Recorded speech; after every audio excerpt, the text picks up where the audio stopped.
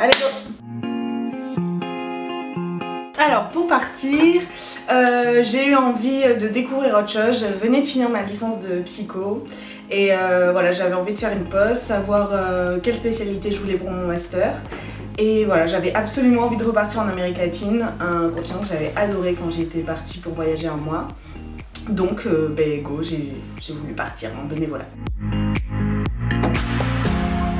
Je ne suis pas partie avec un dispositif, donc pendant 6 mois j'ai travaillé pour gagner de l'argent et en parallèle de mon travail j'ai recherché une association qui pourrait m'accueillir pour faire un bénévolat, ce que j'ai trouvé au Chili. J'ai réussi à trouver un logement en face de l'association où je travaillais.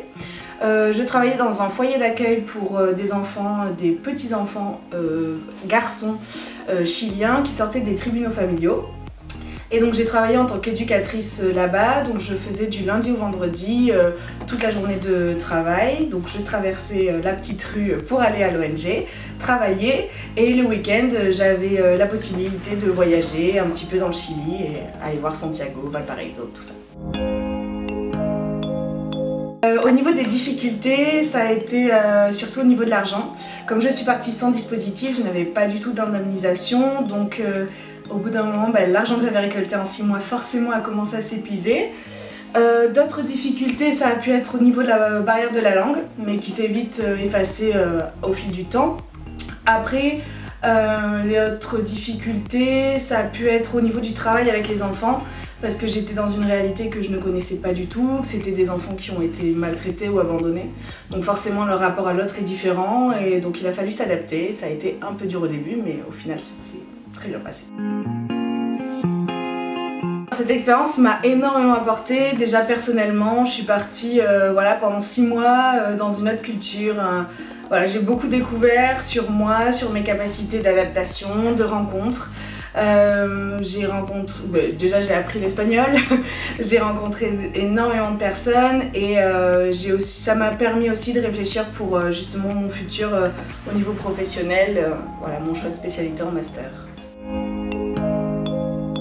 Pour ceux qui veulent se lancer, j'aurais quelques conseils en effet. Ce serait d'abord le fait de partir plutôt avec un dispositif.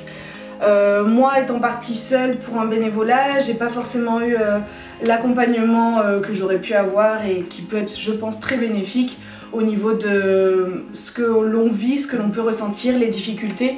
Juste le fait d'avoir quelqu'un à qui on peut échanger et réfléchir à des solutions, quelqu'un d'extérieur. Je crois que c'est vraiment important. Et puis effectivement au niveau de l'indemnisation qui, au bout d'un moment, l'argent s'épuise.